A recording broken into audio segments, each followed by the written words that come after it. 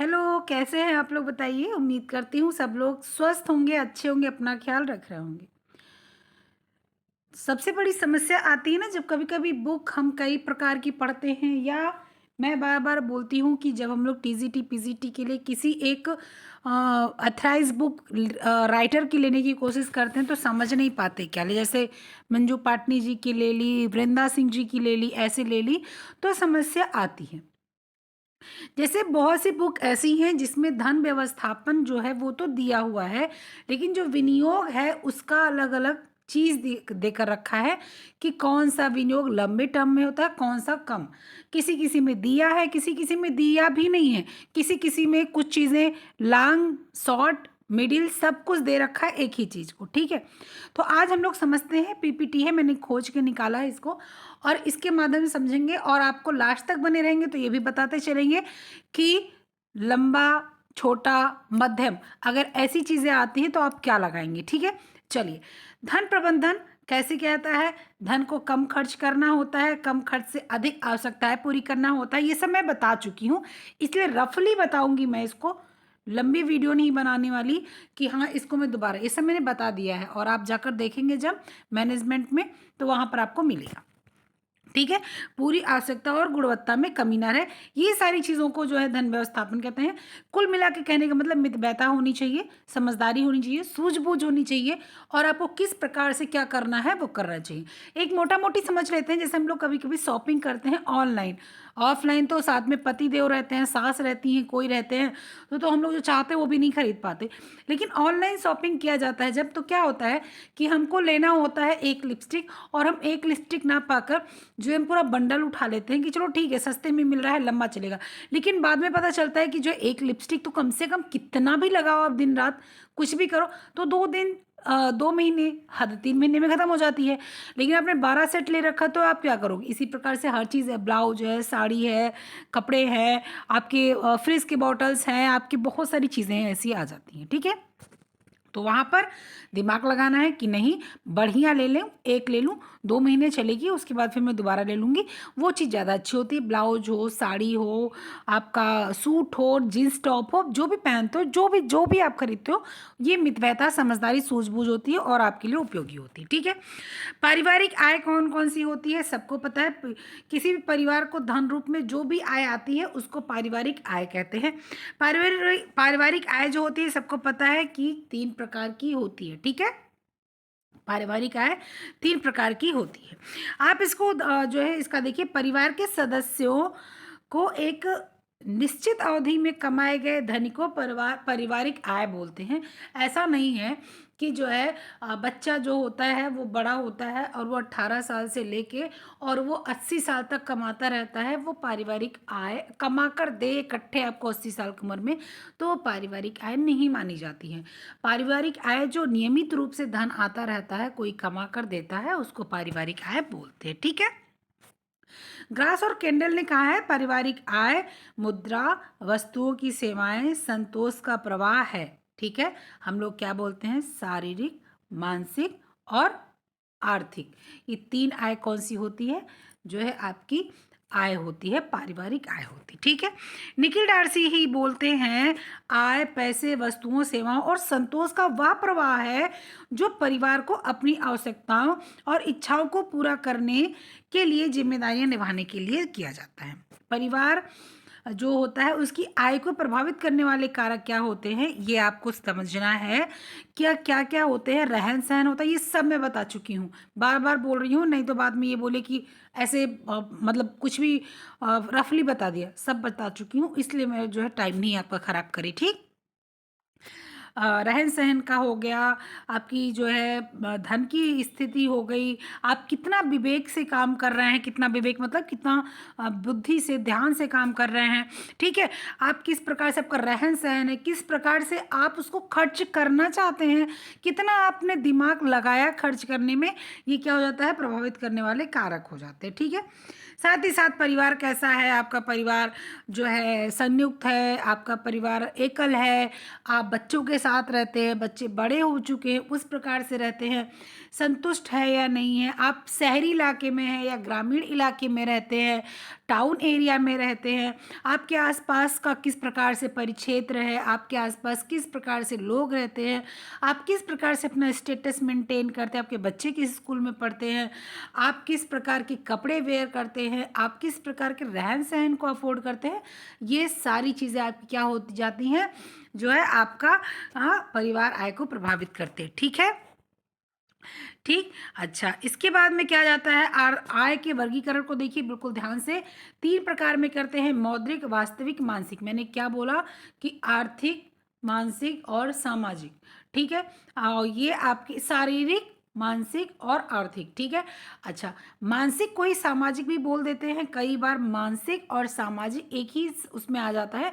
अगर सामाजिक नहीं आता, मानसिक आता है तो आप मानसिक भी मानेंगे, अगर मानसिक नहीं आता, सामाजिक आता है तो सामाजिक भी मानेंगे। ठीक है। इसके बाद में अब आपका मौद्रिक, रुपया आ गया, बिल्कुल साफ साफ रुपया। आप नौकरी करने के लिए पढ़ रहे हो, आपकी नौकरी लग जाएगी, आपको नौकरी मिल जाएगी, आपके रुपए आपके हाथ में आएंगे, मौद्रिक आय होगी। ठीक है। वास्तविक, मानसिक। मानसिक आय क्या होती है, आपने जो है पनीर लाया और आप पनीर को अच्छे से बनाए और खाए, आपको संतुष्टि मिल गई, वो मानसिक आय है। आपने पैसा खर्च किया, आपको संतुष्टि मिल गई। आप जो है कपड़े लेने जाते हो, आपने कोई कपड़ा खरीदा, आपने उसको वेयर किया, पहना और आपको जो है अच्छा नहीं लगा, आपको लगा और आप बदल भी नहीं सकते उसको, और आपको अच्छा भी नहीं लगा, और आप शीशे के सामने खड़े हो रहे हो, आप मोटे दिख रहे हो, आप पतले दिख रहे हो, आप उसमें खिल नहीं रहे हो, आप गोरे हो, तो आपने गोरे होकर आप बहुत जो है ऐसा कलर स्लेटी ग्रे कलर ले लिया, आपने ऐसा कुछ ले लिया, आपको अच्छा नहीं लग रहा है, तो क्या हो जाता है, वो मानसिक आय नहीं है। ठीक है, समझ गए। अब आ गई वास्तविक आय। अब वास्तविक आय ही हम लोग को हमेशा डिस्टर्ब करती है। वास्तविक आय में क्या होता है, प्रत्यक्ष आय और अप्रत्यक्ष आय।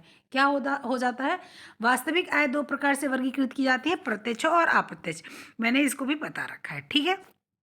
पारिवारिक आय के साधन क्या होते हैं, वेतन हो जाता है, मजदूरी हो जाती है, लाभ हो जाता है, ब्याज हो जाता है, बोनस हो जाता है, लगान या किराया हो जाता है, रॉयल्टी हो जाती है, लॉटरी हो जाती है, बीमारी एवं दुर्घटना से प्राप्त राशि भी हो जाती है।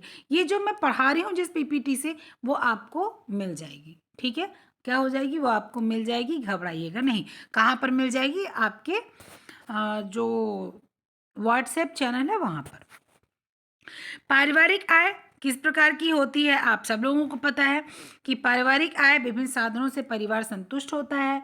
ठीक है, क्या आया, क्या खर्च किया गया, ये पारिवारिक व्यय कहलाता। आना, आय कि मान लीजिए आप नौकरी कर रहे हो, आपके पतिदेव नौकरी कर रहे हैं, तो ये क्या है, आप दोनों की आय जो है वो पारिवारिक आय है। आप कितना खर्च करते हो, चलो मान लो 5,000 रुपये ग्रॉसरी खर्च हो गया, 5,000 रुपये राशन खर्च हो गया, 3,000 रुपये दूध खर्च हो गया। ठीक है, आपने कार, आप बहुत लोग कार जो है फॉर्च्यूनर रखते हैं, बहुत लोग अर्टिगा रखते हैं, बहुत लोग जो है इनोवा रखते हैं, बहुत लोग एल्टो रखते हैं, बहुत लोग वैगनार रखते हैं। तो इस प्रकार से भाई किसकी डीजल है, किसकी पेट्रोल है, किसकी सीएनजी है, आपने जो जो खर्च किया वो व्यय हो गया। आय आया, व्यय खर्च हुआ। व्यय मतलब वैसे, आय मतलब आना, आ गया और वैसे खर्च हो गया। ठीक है। अच्छा, व्यय के प्रकार कौन कौन से होते हैं, मैंने बता दिया था पहले ही आपको। व्यय के प्रकार बहुत प्रकार के होते हैं। ठीक है, 3 भाग में विभाजित किया जाता है। निश्चित व्यय जो फिक्स होता है कि प्रत्येक जो है परिवार में कुछ निश्चित व्यय होते हैं, जैसे कि बच्चों की फीस भरनी है, निश्चित है, राशन आना है, निश्चित है, दूध का पैसा देना है, निश्चित है, मकान का किराया देना है, निश्चित है, इसमें आप कुछ नहीं कर सकते, बिजली का बिल देना है, निश्चित है, गैस सिलेंडर मंगाना है, निश्चित है। अर्धनिश्चित, अर्धनिश्चित अनुसार आपका क्या हो गया कि जैसे मान लीजिए आपके कोई चीज़ मतलब आप ऐसा चीज़ सोच लीजिए कि अगर आपने जो फ्रिज अभी गर्मी आ गई, अगर आपको सर्दियों में फ्रिज की बॉटल खरीदनी अनिवार्य है, आपके हिसाब से अनिवार्य है, लेकिन अगर आपके पास पेप्सी की, ठंडा की या कोई ऐसी बॉटल पड़ी है जो बहुत सुंदर हो, 1 लीटर की बॉटल हो, आप उसको रख के काम चला सकते हो। ठीक है, बाद में कर लेंगे जब पैसा हो जाएगा। ये अर्ध निश्चित है, कोई जरूरी नहीं है कि इसको आपको करना ही करना है। सपोज दैट इसके लिए घरेलू उपकरण ले लीजिए, घरेलू चीज़ें ले लीजिए। जैसे आपको चादर खरीदनी है, कोई बात नहीं, आपकी चादर थोड़ी सी पुरानी हो गई है, फट गई हल्की सी, कोई बात नहीं, हम सिल के काम चला लेंगे और जब पैसे हो जाएंगे नेक्स्ट मंथ तो हम खरीद लेंगे। ये आपका क्या, अर्ध निश्चित।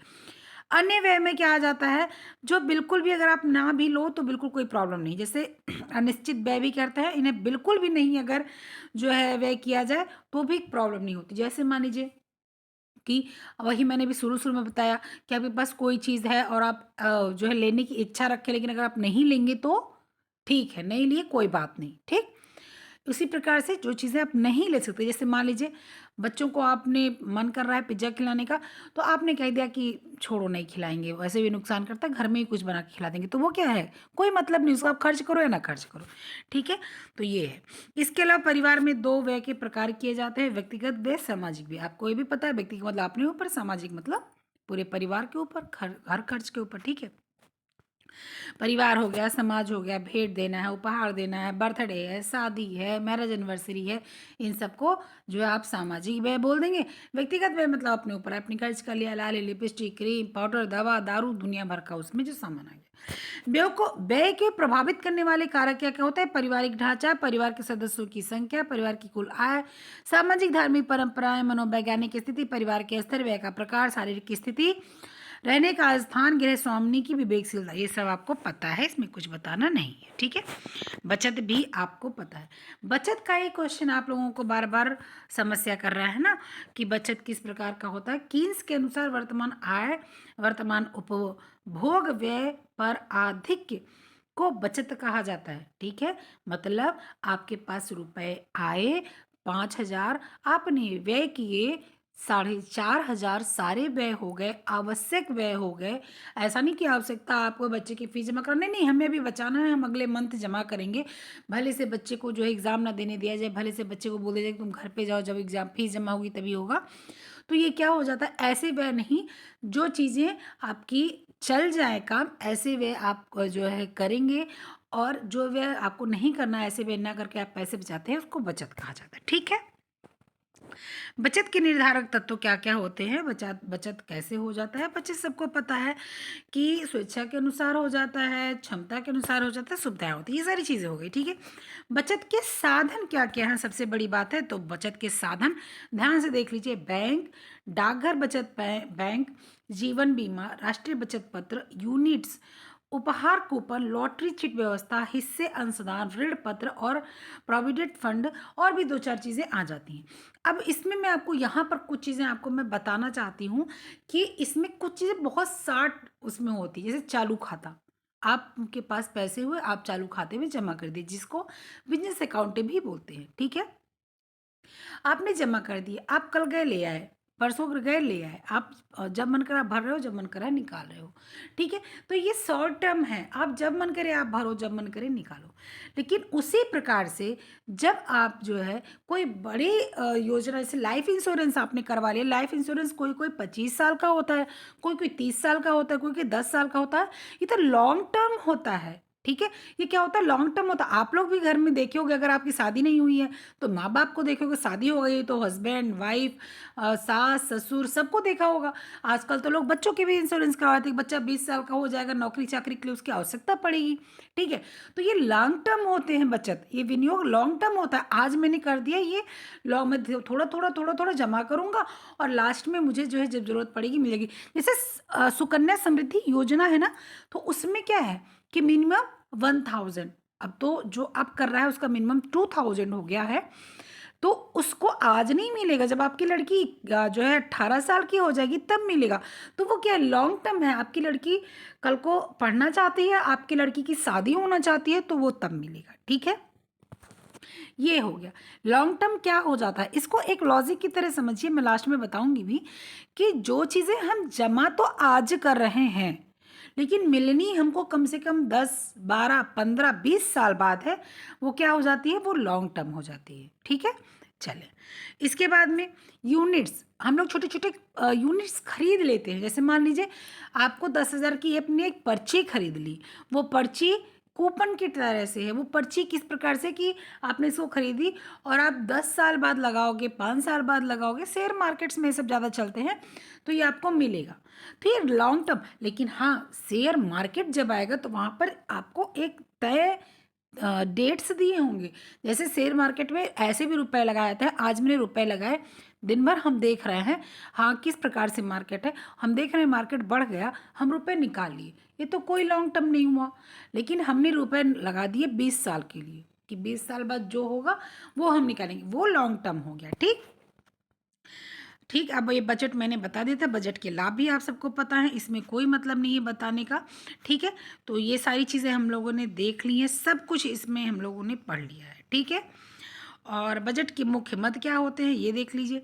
बजट के क्या होते हैं, कितने प्रकार के बजट होते हैं, ये सब भी आपको पता है। बजट का महत्व क्या होता है ये भी पता है आपको। एंजेल का उपभोग नियम ये भी मैंने बता रखा है, फिर भी बता देती हूँ। सन 1857 में प्रसिद्ध जर्मन अर्थशास्त्री अर्नेस्ट एंजेल ने जीवन विभिन्न आवश्यकताओं पर जो किया वो नियम बनाए। इनका सबसे खराब नियम इसमें पूरे में था कि उन्होंने बचत नहीं किया। 100 रुपये है तो इन्होंने पूरा 100 रुपीज़ एक एक पैसे सब खर्चे में लगा दिए। इन्होंने कभी नहीं कहा कि आप कुछ बचा लो, इनको बचाने की बात बोलनी चाहिए थी, इसलिए इन्होंने बचाने की बात नहीं की। जैसे हम लोग के बुक में दिया है वही चीज़ यहाँ पर भी है। भोजन में इतना खर्च कर दिया, इसमें इतना, सब में इतना, प्रतिशत व्यय बढ़ रहा है, मतलब कि व्यय बढ़ रहा है, लेकिन जो है आपका स्थिर भी हो सकता है, घट भी, वो मतलब नॉर्मल हो सकता है, लेकिन बढ़ नहीं रहा है कि आपके पास पैसे बच रहे हैं। ठीक है, तो ये सारी चीज़ है बजट का जो है। आप इस प्रकार से करो कि जो बजट हो, देखो बजट यहाँ पर एक प्रकार से दर्शा भी दिया गया है कि किस प्रकार से होता है, और बजट में 10% बचता है। ये हम लोग के यहाँ भी ये भी समझाया गया है ना कि भोजन में आप इतना करेंगे, मध्यम वर्ग में इतना, धनिक वर्ग। अच्छा, इसको बहुत लोग को बड़ी कन्फ्यूजन होती है, मेरे पास बड़े क्वेश्चन आए इसके लिए भी कि जब जो है आदमी गरीब रहता है तो वो 60% खाता है, अमीर होता तो वो और अच्छा खाना खाता है, तो 55 क्यों खाता है, या और अमीर हो जाता तो 50 क्यों खाता है। अरे मेरी बहनों, जब 100 रुपये कमाए 60 खाया। ठीक, आपने 10,000 कमाए, ठीक है, आपने 10,000 कमाए तो आप क्या करोगे, 6,000 खा लोगे। आपने 1 लाख कमाए तो आप क्या करोगे, 60,000 खा लोगे। नहीं होता ना। जब आपने 100 रुपये कमाए तो 60 रुपये मजबूरी है खाना। रिक्शा वाला दिन भर रिक्शा चलाता है और शाम को क्या करता है, जितना रिक्शे में निकलता है उसमें 10, 20, 30 रुपये बचाता है, और बाकी रुपए क्या करता है, आलू चावल दाल आटा खरीद के लाता है, खा लेता है। उसकी बचत कितनी, उसका कितना खर्चा हो गया, करीब 70 से 80% खर्च हो गया। लेकिन आपका 1 लाख रुपए महीने की तनख्वाह है तो आप क्या करोगे, क्या आप जो है 90,000 रुपये के खाने पीने में लगा दोगे, सिर्फ 10,000 रुपये बचाओगे। तो यही है कि जब रुपए ज़्यादा आते हैं तो उसका जो है एक नियम बढ़ जाता है कि 1 लाख में आप 10,000 खा रहे हो, 1 लाख रुपए में आपने 10,000 खाया। ठीक, तो 1% खाया आपने, 10% खाया आपने। ठीक है, आपने कितना खाया, 10% खाया, 20%, 30%, इस प्रकार से तो वो बच जाता है। ठीक है, रुपए कम तो परसेंटेज ज़्यादा, रुपए ज़्यादा तो परसेंटेज कम। ये हमेशा आपको दिमाग में रखना, यही चीज़ इसमें नियम है। ये सारी चीज़ें। अब एक चीज़ और सुनिए आप, अब आपको ये समझना है कि छोटे खाते बड़े खाते क्या होते हैं। देखिए, जो खाते ऐसे होते हैं जिसकी मियाद लंबी होती है, जिसकी मियाद इस तर्ज पे रखी जाती है कि बच्चा नौकरी करेगा तो उसके नौकरी में पैसा लगेगा, हम घर बनवाएंगे बड़ा उसमें पैसा लगेगा, हम बेटी की शादी के लिए इसको जमा कर रहे हैं, ये लॉन्ग टर्म होता है। इसमें बहुत चीज़ होती है। अब बचत पत्र मैं ये यहाँ पर आपको दिखा देती हूँ, आप वहाँ से थोड़ा ज़्यादा समझेंगे। कहाँ गया ये, इसको ध्यान से देखिए।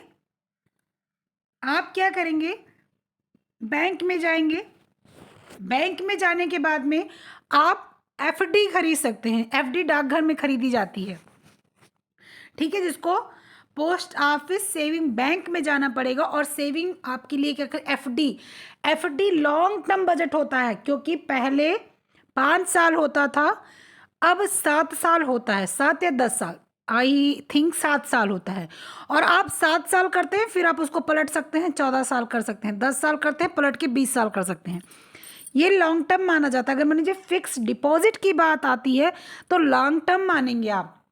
बैंक में जाते हैं, आप बैंक में कोई ऐसा पैसा जमा कर देते हैं जिसकी आपको एक नियमित अवधि दी जाती है, चालू खाता नहीं आएगा उसमें, ठीक है। तो उसमें आपने कोई पैसा रख दिया लंबे समय के लिए, 10 साल के लिए आपने कोई पैसा जमा, जैसे कि जब कभी आप रिटायर होते हो, पेंशन नहीं है, तो जब आपके कोई भी रिलेटिव रिटायर होंगे अब 2004 के बाद, जो नौकरी पाए होंगे, वो क्या करेंगे, वो पैसे इकट्ठे रख देंगे और उसका ब्याज खाएंगे वो, और वो पैसा रखे रहेंगे, तो कुछ समय के लिए रखे रहेंगे, वो लॉन्ग टर्म बचत है, ठीक है। जीवन बीमा, लाइफ इंश्योरेंस, नाम ही है लाइफ इंश्योरेंस। अब लाइफ इंश्योरेंस तो ऐसा नहीं है ना कि आज आपने करा लिया कल निकाल लिए, नहीं, ये लॉन्ग टर्म बजट है, लॉन्ग टर्म बचत है, ठीक है। राष्ट्रीय बचत पत्र, ये आप कितने वर्ष की ले रहे हैं, अगर आप कम वर्ष की ले रहे हैं तो, अगर आप ज़्यादा वर्ष की ले रहे हैं तो लॉन्ग टर्म है। ध्यान से सुनते चलिए जो मैं बोल रही हूँ। हाँ, एक और याद आ गया मुझे, नोट कर लीजिए, ये क्वेश्चन बना नहीं लेकिन क्वेश्चन बन रहे हैं तो हो सकता है बन जाए। होता है एक ईरा, नोट कीजिए, ई रा पर आ की मात्रा रा, ईरा, और रोथ, आर ओ टी एच, या रापिड ओ की मात्रा और था, रोथ, ये दो ऐसे खाते हैं, वो आपकी इच्छा के अनुसार नहीं, वो लॉन्ग टर्म ही हैं, वो आप चाहे चाहो चाहे ना चाहो, ये लॉन्ग टर्म है। ईरा और रोथ, क्या, ईरा और रोथ, ठीक है। मैं नोट नहीं कर रही हूँ क्योंकि मैं जिस पीपीटी से पढ़ा रही हूँ उस पर लिखने का कोई प्रोसीजर शायद मेरे ख्याल से नहीं, मैं एक बार देख लेती हूँ। हाँ, नहीं है, मैं आपको बताती हूँ लिखकर।